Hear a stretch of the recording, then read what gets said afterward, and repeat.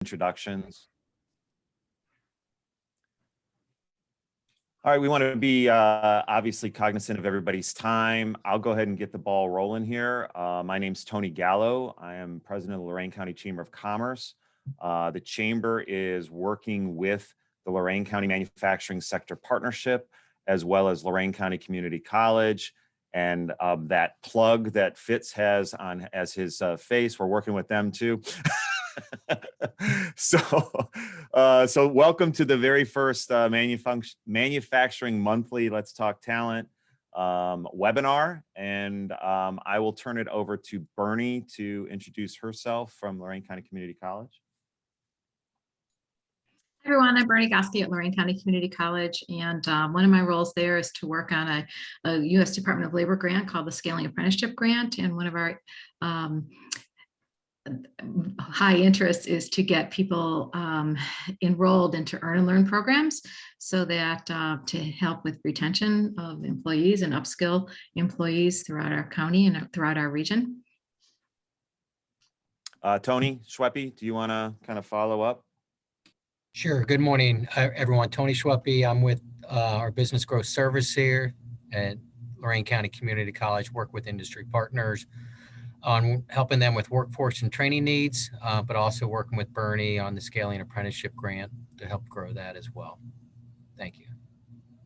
I'll have Fitz introduce himself to everybody. Hi there. Judith. Sorry, got Judith and me in the same room, so we got a little reverb going on.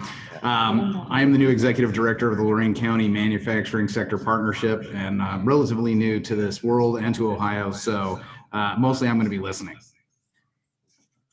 I'm sorry, I didn't know how to do Lower left-hand corner.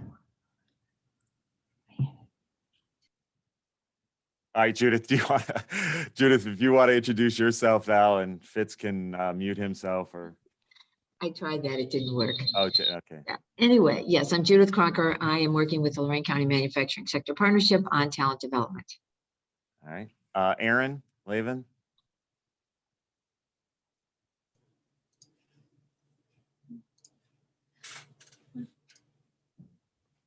Hi, sorry, I didn't realize we were all going around. So I'm Erin Lavin. I'm the HR manager of Togus Products, also on the leadership board with the partnership.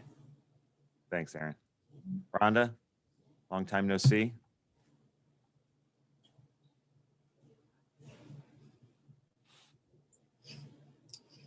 Oh, can you hear me now?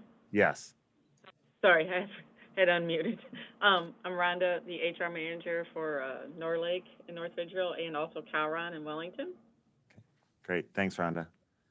Mm-hmm. And just so you know, we're doing these in conjunction with the Chamber as well as Lorain County Manufacturing Sector Partnership, our friends over at Lorain County Community College, Lorain County JVS, and then Ohio Means Jobs. So I'll have Mike Longo introduce himself as well.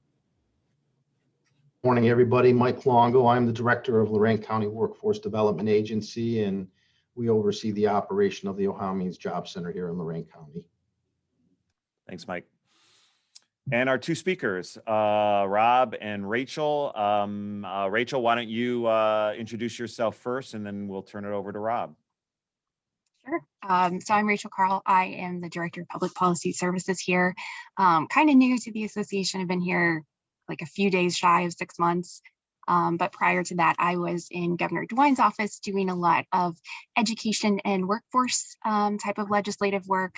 And I've also have experience. I was a legislative director prior to that for the Department of Commerce, one of the lovely largest regulatory bodies in the state, focusing on highly regulated things like alcohol and marijuana, but all the way down to roller rinks and rock climbing walls. So who knew?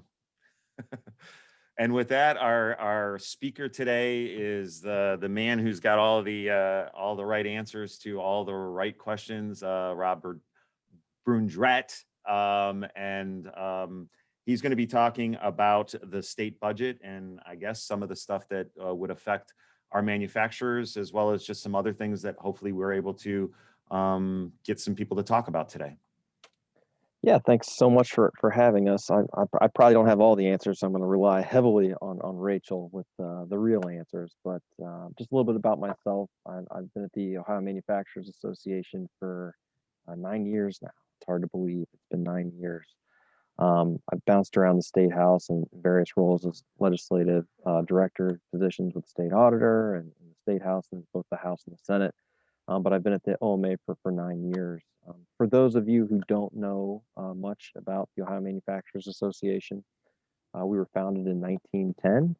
We've been around since way back then. Our original issue back then was workers' compensation. So for the manufacturers who are watching this and paying attention, we're still working on workers' comp issues. So don't worry. I know that's always a big one for everybody.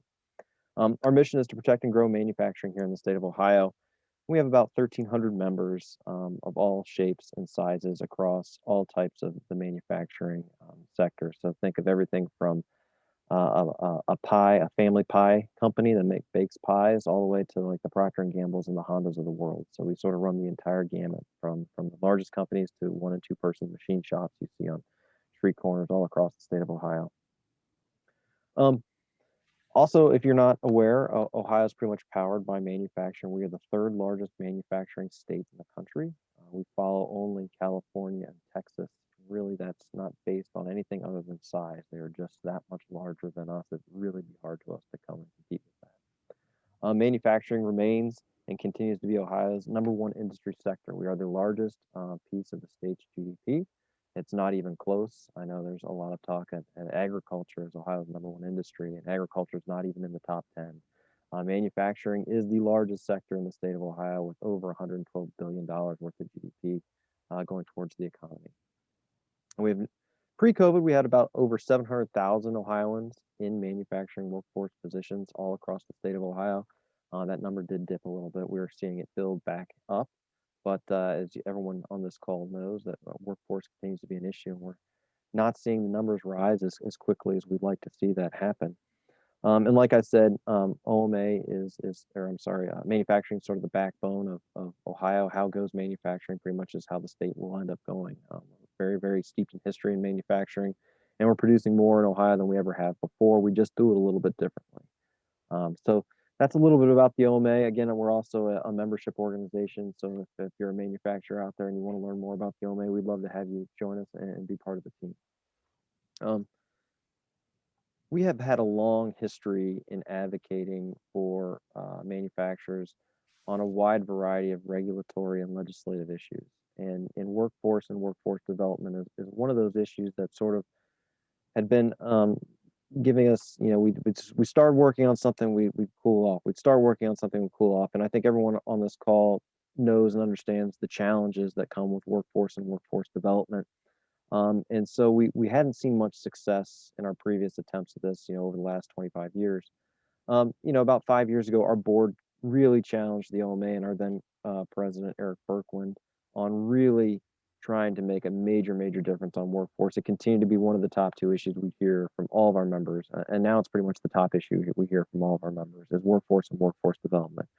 So sort of taking that direction from the board, we really decided to embrace this idea of industry sector partnerships, the industry sector partnership model. We looked at some that were already operating in the state of Ohio, and we thought, oh man, this is a really cool idea, right? This idea of sort of a grassroots approach regionally, where the manufacturers work together to kind of develop their strategy of how to fix workforce, or at least how to make workforce and workforce development work for those manufacturers in the region. Previously what we had seen and what we'd worked with is sort of a top-down approach from the government, state government, and then also from our friends and allies that kind of just put together programs hoping that would work for the areas. And sometimes it did, sometimes it didn't. But what we're seeing with the sector partnerships, and now they cover the vast majority of the state. I think there's about 15 of them around now that we've helped work with or work very closely with or help create. What we've seen is those manufacturers have been able to come together and sort of lay out a strategy in their region and then bring in all the great assets that region has to help produce for workforce and workforce development and fit them. Where do each individual assets fit in that strategy? And we've been beginning to see some good successes across the state of Ohio. So we're excited about that. We've also been able to bring those sector partnerships together under kind of one umbrella at the OMA to kind of troubleshoot where they're having issues and problems and where they need help. And we can take those issues maybe to state government or someplace else at the national level where we can kind of cut through that red tape, at least where they're all seeing some problems and working together to help troubleshoot issues. If you have one in Northeast Ohio, maybe you're having that same problem in Southwest Ohio, and help kind of bridge those gaps. And so that's been working out pretty well here over the last few years. And again, we're excited about that as well. I'm happy to report that manufacturing is the most organized industry sector in the state of Ohio when it comes to workforce and workforce development. It's not even close, and that's coming from the words of the administration and the Office of Workforce Transformation.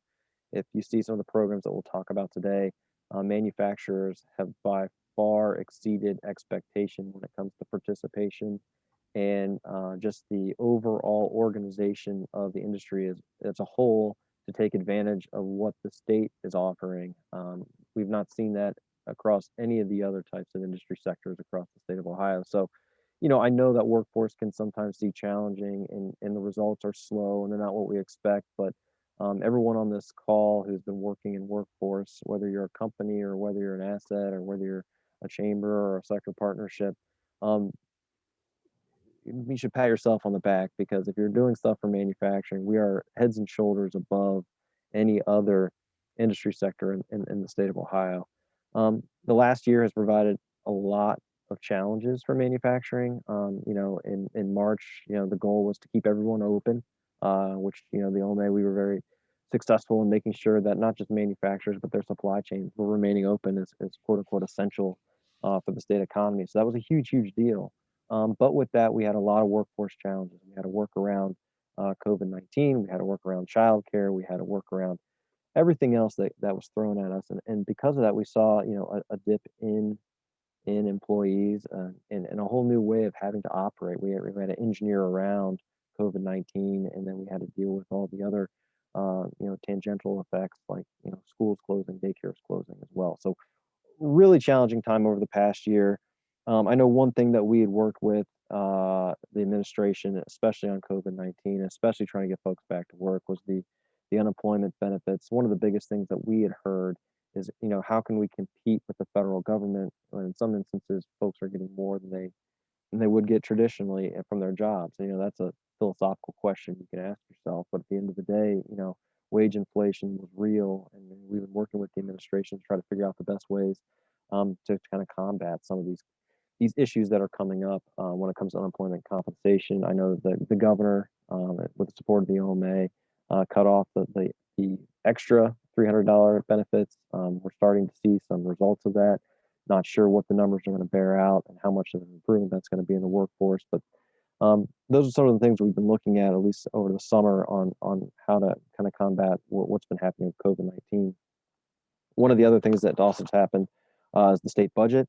The state budget is the largest piece of legislation that we'll see in Ohio over the span of the 2-year General Assembly. And with that, with thousands and thousands of pages of not just spending to continue to keep the government operating, but also tons and tons of policy and policy priorities of the government and the legislators on specific items. And workforce and workforce development continues to be a major item that a lot of the government, including the administration, including the speaker, including the Senate president, want to work on. And so we're very fortunate in that aspect. They want to help. Our goal, Rachel's and my goal, is to make sure that that help is the correct help, and it's sort of not just spreading peanut butter a little bit to everybody, but driving direct programs that we're going to see real results instead of just sort of spreading out a few dollars here and a few dollars there. And so with that, I think I'm going to kick things over to Rachel for a little bit to talk more in depth about the budget and what specifically we've seen change and how that kind of plays a role into what we've been doing at the OMA for the past 4 or 5 years with the sector partnerships.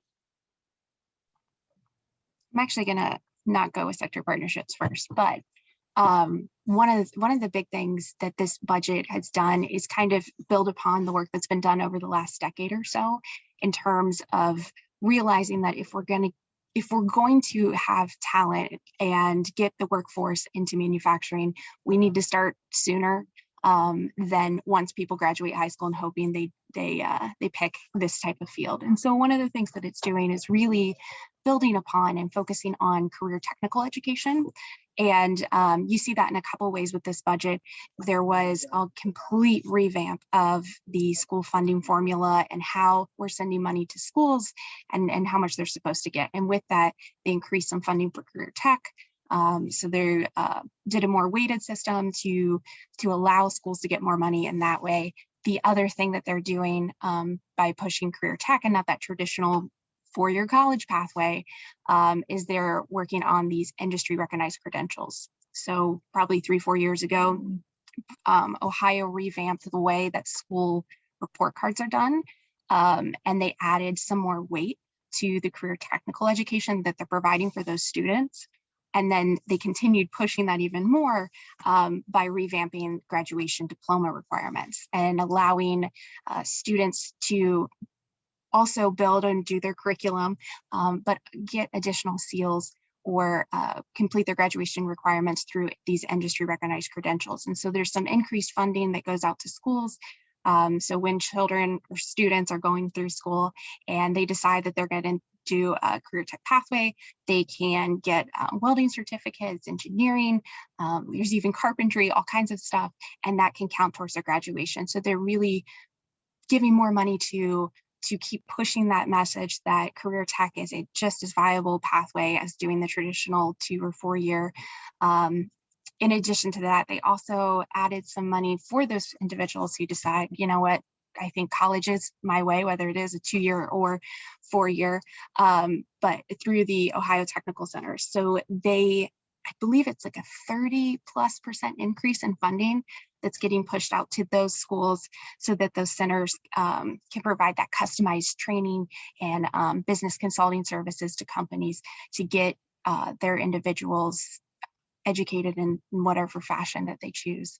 And then also another big one is the increase in the Choose Ohio First scholarships. So if we have students who do want to go into STEM type of fields, and those students can get the Choose Ohio First scholarship. They saw an increase of about 50 to 54% for that line item. We're doing, I think it's about 28 million that they're investing in those scholarships to help kids who realize that STEM is important and they want to do that as their career path, to get those dollars out to folks who are going down that pathway. And did I miss anything, Rob? Okay. You sure? Sure. Some of the other fun pieces that are in the budget are what Rob mentioned about industry sector partnerships. We're continuing to see grants for those. I believe that's $2.5 million each year that the legislature decided to fund that, so we can continue to get money out the door to those partnerships to ensure that the programming that they need can be met and possibly expanded. We're also seeing a reinvestment in the tech cred program, which I know Rob knows a lot about this, and I know just as little about this. So Rob, I don't know if you want to mention more about like what happened and how that program works. Yeah, we're pretty excited about the 3 things that Rachel just mentioned. So the first thing, when she was talking about, I know there was a question from Judith. The question was about increased funding for schools for credentials. Yeah, and I don't have the exact number. I think it was like 8 million. Was that what for the credentials for the schools? It's more than that actually. So they had roughly about $30 million $30 million. Yeah, yep. It's a good chunk of money. So there's $30 million set aside to help pay for high school credentials for students in high school.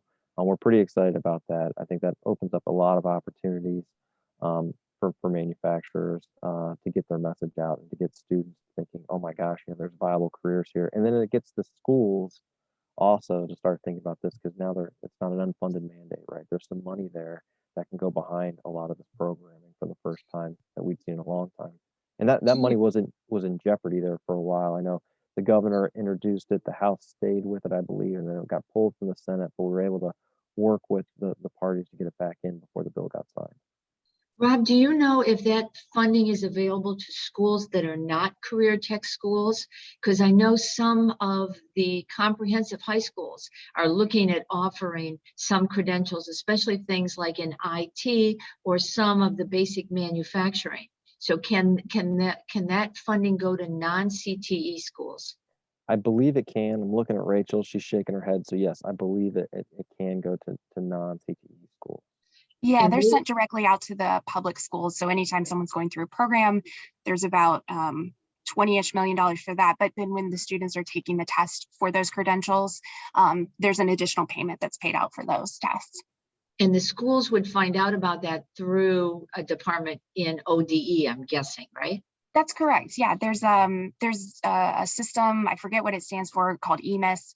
But basically the schools will go in and submit those type of expenses, and the fine people at the Department of Education, their finance department, are able to make those payments through that program. And so we're very excited to get that money for really the kind of like the first time ever to start seeing some real money at credentials at that level in the state of Ohio. After DeWine and John Husted had been elected, before they transitioned in as the governor and lieutenant governor, we had met with them and talked in detail about workforce and workforce development. And as you know, the lieutenant governor is very, very passionate about workforce and workforce development. And he really grabbed onto the idea of sector partnerships and what was happening in manufacturing. And so that's why we were fortunate to be able to get the sector partnership dollars from the first budget they were there. Now, COVID set things back and they ended up only paying out one of the years for the grants, right? So we didn't get 2 full years of grants. We only got 1 year of grants for sector partnerships. But they saw the promise and they understood the importance of it. And so we were able to get that money back in, except, now we'll have 2 full years of that. So there'll be $2.5 million each year in the biennium to hand out for competitive grants for the sector partnerships along all industry sectors. As much as I wish it was just manufacturing, all industry sector partnerships are allowed to apply for the dollars. But it's important, and the lieutenant governor understood the importance of some of that money can go a long way, especially for the newer, less mature partnerships on just getting things set up and walking down that path. So we were super excited about that. And then with Tech Cred, this is something that's been a passion project for the lieutenant governor, and we've seen huge results. I don't have the exact numbers, but I do know of all the dollars that have been accounted for, 80% have gone to manufacturers in the Tech Cred program. I know there was some concern originally about, is manufacturing considered tech? And that's one of my biggest pet peeves. But manufacturing technology is technology. In fact, it's probably some of the most cutting technology cutting edge technology in the world. But we do have to battle that sometimes, and we are part of the group that helps, finalize these credentials. And so we've seen a lot of manufacturers take advantage of it and submit those credentialing, and we've been able to get a lot of technology credentials for manufacturing pushed through this process. So there's a huge availability of dollars for manufacturers moving forward on Tech Cred, and we're very excited to see that because that's something that the lieutenant governor put together, and it's been a big success in the state of Ohio. We've got a lot of members that have been able to upscale folks for that. One of the things that we are still, trying to figure out and wrestling with, and unfortunately, there's really not a good place in the budget, but one spot, and I'll kick it over to Rachel to talk a little about sort of the tax changes that happen, is trying to get in entry level work, right? So Tech Cred can kind of help upskill folks you already have. Sector partnerships are working on a wide variety of programs, but one of the biggest things we always hear about is just getting people in the door, entry level, low skill. And we're not seeing the wave of automation that I think people expected to see, especially from the smaller companies where the return on investment is a little bit longer. And so we've been trying to work for ways of making sure that the burdens on manufacturers getting entry level work through the door is not hampered by government processes. And so there's been some changes in the budget on taxes, and Rachel can talk about that because her and her tax committee at the OMA have been working on that for a long time, and it's a big win. So, Rachel. Yeah, so one of the things, as Rob mentioned, that we were trying to work on is when employers need to get those temporary services, or as we like to call them, temp for hires, there's not additional what am I thinking of? There's not additional, thank you. It's been a long day. I've only had like 3 cups of coffee. So no, but they were working on this probably for what, 3 decades, something crazy like that, where as Rob told me, in the middle of the night, there's a budget shortfall and they're like, all right, we need some extra money. Where are we going to get it from? And it came on these employment services. So when you're going to these employment services agencies, what they decided to do at the time was to tax them. And so they not only taxed the service fee, put a sales tax on that, but they also have a sales tax on the wages of that employee that the employer is employing. And so we've been working for a great long time, for many, many years, to try to get that removed. We were prior to the budget, we were one of only 10 states who taxed the services, but even more scary, we were the only state who double taxed it. And so we worked really hard in the budget and were successful in getting that sales tax exemption off of the employment services. And so that was a huge win for us. And we're hopeful that employers will be able to take advantage of that, and that will make a difference for folks and their ability to get workers in their facilities.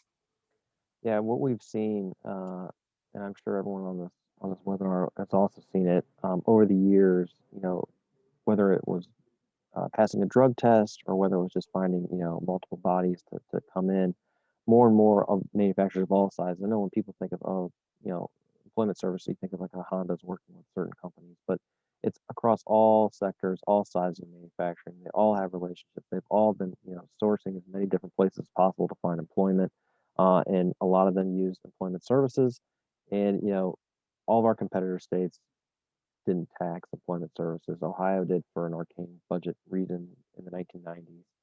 And so what we've seen from our members so far, this is probably one of the biggest impacts in a long time on not just their bottom line, but now it's going to open up the doors for others to maybe go, who couldn't afford to do that, to maybe go there to find workers at first. Because the vast majority of our members, it's not a temporary situation, right? They don't really have temporary work. So what they do is they get as many people as they can through an agency, and then they end up going through a probationary period of time. And then after 90 days or 120 days or whatever it is, they get hired on full time with benefits and the whole and everything that comes with the full time job of the manufacturer. So we think this is an opportunity to get folks through the door, and for companies that may not think they could have afforded this, this provides an opportunity that can really bring in some more individuals. I think those are probably the largest impacts when it comes to workforce and workforce development in the budget. I do know, and Rachel might be able to chime in here, there was a creation of another workforce committee. If you don't want to do anything in government, you create a committee for it, right? So there's a creation of yet another workforce committee. It gave us some trepidation at first. I mean, these things always do. I mean, the Office of Workforce Transformation already has sort of a leadership board that works with Lieutenant Governor. And so what is this second committee going to do, and what's it made up of? And I think Rachel might have better details on that than me to talk a little bit about it. But we're just as interested, I think, as everybody else is on what this will do. Yeah, it is really unfortunate that they're continuing to duplicate the work that's already being done at other places.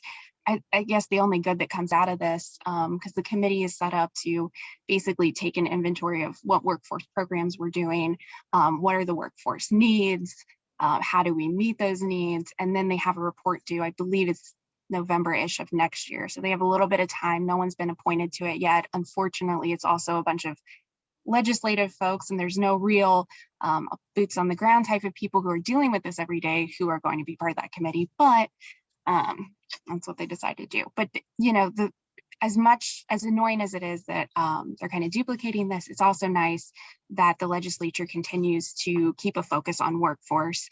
I just think the challenge is going to be is what do we do with it, and hopefully we can continue to advocate for programs and different policies that enable us to truly make strides in getting the workforce that we need. Yeah, the goal is to make sure they stay focused on the strategies that they've adopted and that are working. And I think the administration certainly is doing that with tech cred and sector partnerships and credentialing, which is good news. And the support that we have up and down the administration for that. The challenge is always, working with the legislature, because you have, over 130 people that have their own ideas of how to solve workforce, and they're typically not tied to any kind of cohesive strategy that we see. It's, a program here, a program there.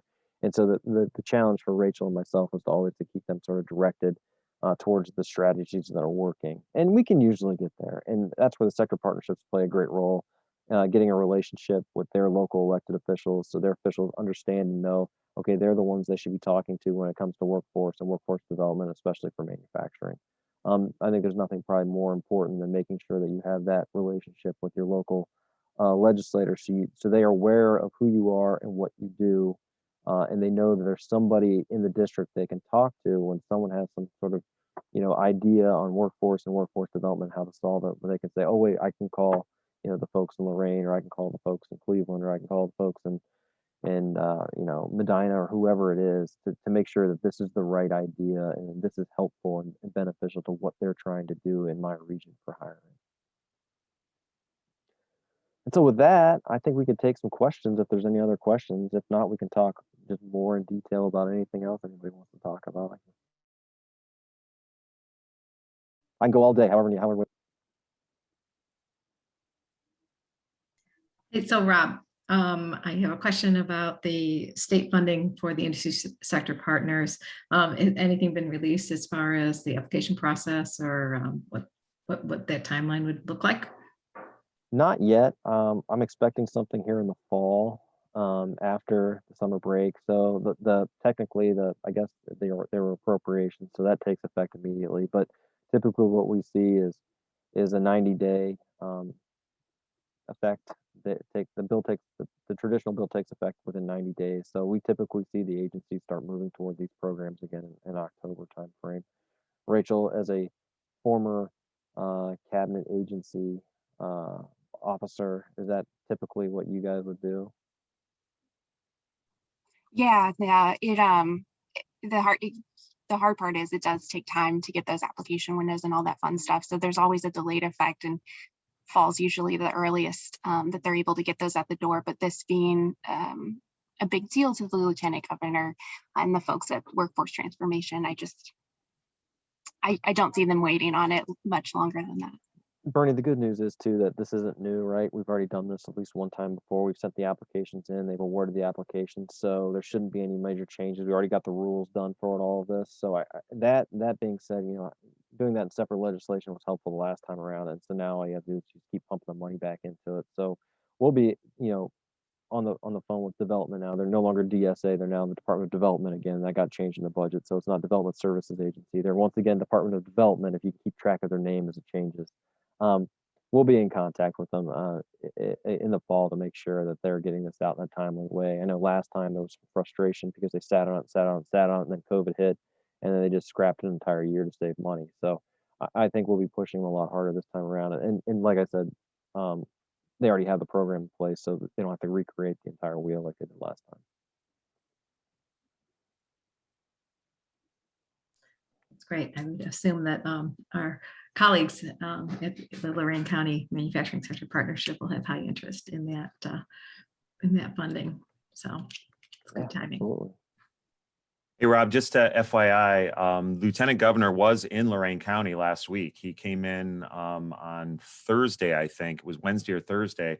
He did meet. He talked about, obviously, workforce and workforce development. And we had like a 3-day window to pull together everybody in the county to actually be in the same room and be able to kind of hear him speak and talk about what him and the governor are focused on. And if I've heard him speak several times, and obviously, like you said, he is such focused on workforce and workforce development.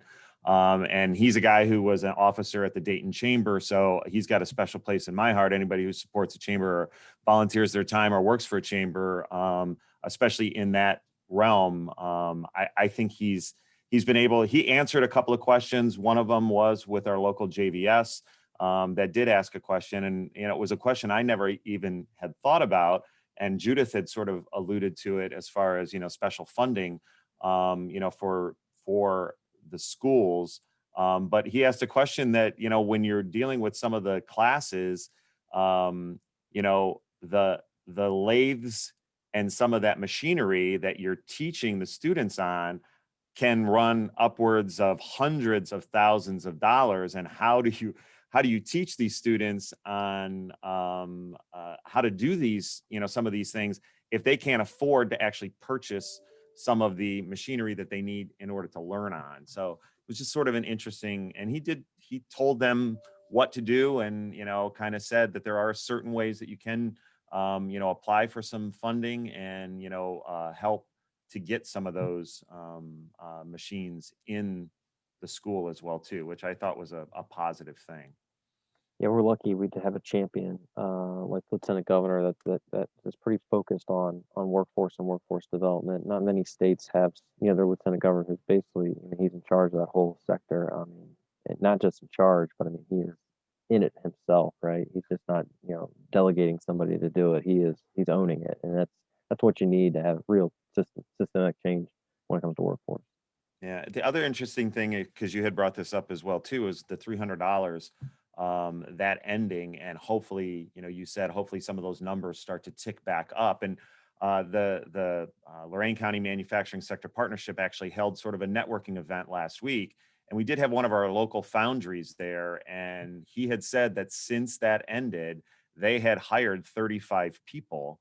Like just within 3 weeks time, they were able to get 35 people. They still need an additional 15 people, but hopefully those numbers are kind of trending up for other manufacturers as far as that goes too.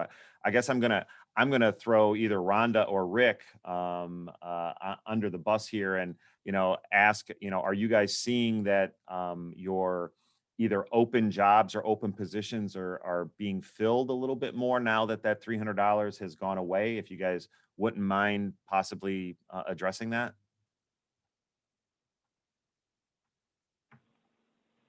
Honestly, I have not seen a big difference at all You in haven't? that right now. No, and I think because they're trying to bring that back, or not the governor, but from what I'm seeing, some of the states, the people are suing, trying to make it the federal government mandate the states take it. So I don't know if that's why they're not coming back, thinking they're going to get some back pay for it, or, but I have not seen a big change in it at all.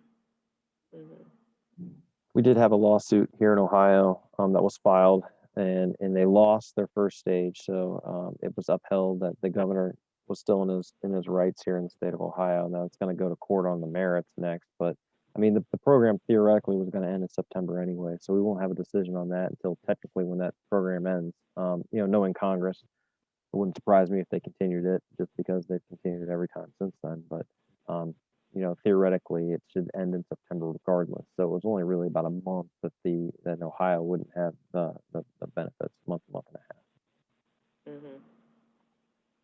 Yeah. And Thanks, speaking of Ron.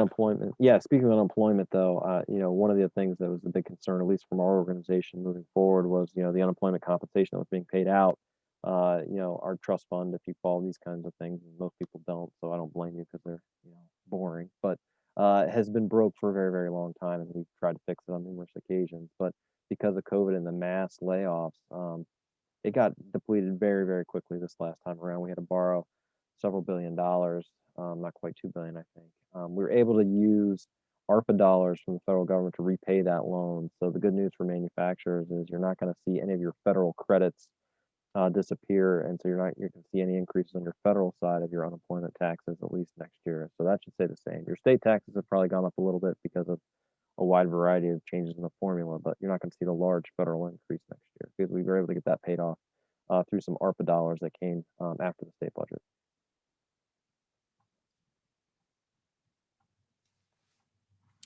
Anybody else have any questions for Rob or Rachel? Hey, Rob, I just have another quick question about Rapids funding. Was that in the state budget again, or not? The funding to cover training equipment? I don't know the answer to that. I'll have to look. I don't remember seeing it, but I was only looking for new and things that we lost. So Let me go back and see if they funded it. Rachel, I don't know if you know off the top of your head, the Rapids money was in there. I can find that Yeah, out just check. real quick, and I'll get that over to you guys if you want to send that out. Thank you. That would address some of the issues that were brought up in the prior conversation about nice to have the funding to cover the industry recognized credentials, but if you don't have the equipment to train them on. I would guess it probably still was there because I remember Lieutenant Governor was a huge fan of Rapids programs, but we'll double check on that. Thanks.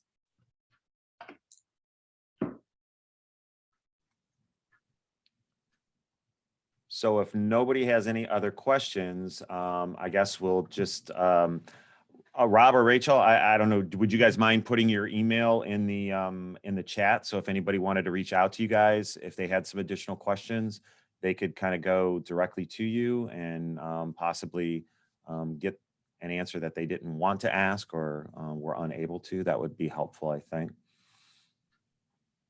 Absolutely. Feel free to reach us at any time. I like to joke that I don't have a life. Technology has ruined me, so I've just embraced it. So you can get a hold of me 24/7, doesn't matter. And then just so you know, we did, we're recording this. So those people who had signed up to attend, either life got in the way or something, we all know how things kind of start out one way when you walk in the door and then they go sideways really quick. So we plan on posting this on our YouTube channel that the Lorain County Manufacturing Sector Partnership has. So anybody that does have the ability to kind of buzz through it and see what we talked about, we'll make sure that they get the link for that as well too. And this is going to be one of several of the upcoming months that we're going to be doing this type of thing. So you guys actually were our first guinea pig on this, and we thank you guys. Obviously, there was a whole bunch of really good information that you provided. And obviously, it's a lot of information that I think is important to all the manufacturers in our area. And I think it's great that you guys were able to take some time and provide us with that too. And by the same token, I'll ask Rhonda and Rick and Aaron, our manufacturers that are on board right now. We've got some topics that we are hoping to tackle in September, October, December, and through January. Things like the Alliance for Working Together, the Lorain County Community College's Train Ohio program, tapping into funding to cover the cost of training for your workforce. OMJ, Mike Longo and Eddie over there are always on calls that the chamber is working with and figuring out ways that we can cover costs for either incumbent training or new dollars for new trainees as well too. So I think it's all of that stuff is very important, but if there's stuff specifically that our manufacturers online do want us to kind of touch on, we'll do our best to find somebody to speak on those as much as possible. And Bernie, we do have the November one is confirmed. Yeah, so Alliance for Working Together is the industry sector partnership out in Lake County, and they are amazing, the work that they do. And so we have Juliana Petty from Alliance for Working Together, who will be joining us in November, and to talk about their organization. They've been around for a long time, so it's kind of inspirational for the sector partnership in Lorain County, who's in early stages here, to hear about just keep at it and the success that they have achieved, and as has our industry sector partnership achieved success. So but they have created a really innovative registered apprenticeship program, and they've braided that together with tech cred funding, and so we wanted Juliana to come join us in November to talk about that and to see if anybody in Lorain County would be interested in launching something similar. Another idea that we have for these webinars is, and I'll ask the employers on the call, we could break them down by occupational focus. So if there's a high need for industrial maintenance, do we want to just have a conversation with our employers who have that shared need for industrial maintenance and talk about what does that look like? What training programs are already available in the county between our registered apprenticeship programs, customized training, both at L3C and at JVS, and how are we how can we meet that training need within the county? And then there's also the piece that JVS can help with is, how can we get more people into these programs and to be able to be hired into positions like industrial maintenance. That might be more of an incumbent worker training opportunity. So with such a shortage of workers. So if that's of interest, the other high in demand areas would be machining, automation and robotics, and kind of you tell us, what would be of high interest to you. So if anybody has any comment on that, we'd love to hear that.